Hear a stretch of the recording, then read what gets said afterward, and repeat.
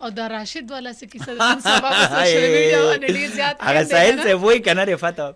وایي چې ما سوچ په دې کوو چې زه شاعر ولې پیدا شوم بېدرده پښتنو ته د نغمو ته ضرورت نو زه دا وایم دا راشد خټک صاحب زموږ ډېر خوږ مشر دی صحافي دی ډېر معیاري کار کوي او ډېر ښه شاعر هم دی یو کتاب هم چاپ دی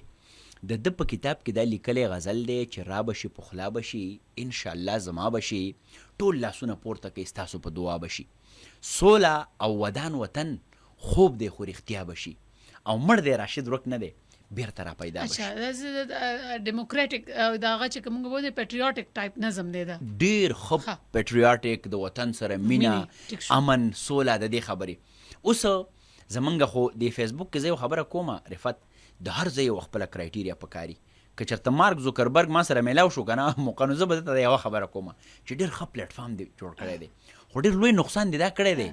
چې هر پلیټفارم ته څوک راځي که نه ګوره موږ چې یونیورسټۍ ته تلو زموږ نه یو ټیسټ واغست د هغې دپاره بی اے ضرور چې موږ ماسټرز کوو دغسې چې ته کالج ته ځې ته میډیکل ته ځې یو سکروټني کېږي په دې فیسبوک خدایوالي کې دا پته نه لګي چې څوک راځي د هغه معیار څه دی یو پروفرما به زه د مارک زوکربرګ ته یم چې کاکا پروفرما خو هغې الریډي کوي خو هغې ته د پښتنو د مایند پته نه وه چې یو کار په کار و چې دا سړی د فیسبوک الیجبل نه دی نو چونکې یو ډېر معیاري غزل یو ډېر ښه نو خلکو وي چې دا غزل لکه دا اړوي څه سنس نه کریټ کوي چې مړ دی راشد ورک نه دی بیرته را پیدا بشي او هغې کې سمپل میسج دا دی لکه زه اوس وایم چې مړ دی خوشحال رک نه دی بیرته را پیدا بشي خوشحال خان خټک خو په وجودي توګه مړ دی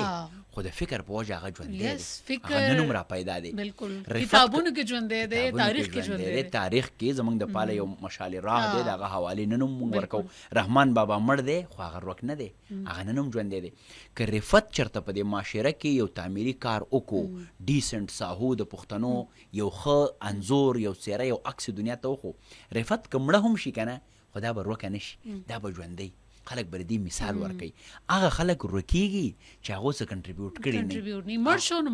مړ شو نو مړ شو د دې دا واضحه مطلب د دې شاته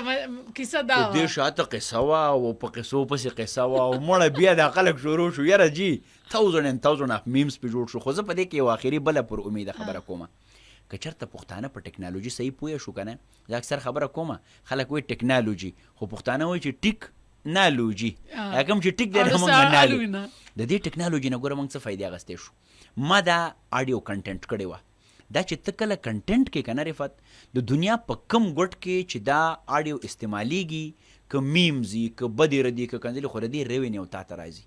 نو ما دا کنټنټ کړې وه نو څومره چې په دې دا بدې ردي او دا اخوا دې خو میمز هغې ټوله یو ریونیو راتله زما ټیم ته نو کمال دا دی چې ته په شر کې ځان له خیر وګورې نو هغې موږ زورلې نه وو بلکې موږ له یو بل الوت را کړی دی یو بل توانې را کړی دی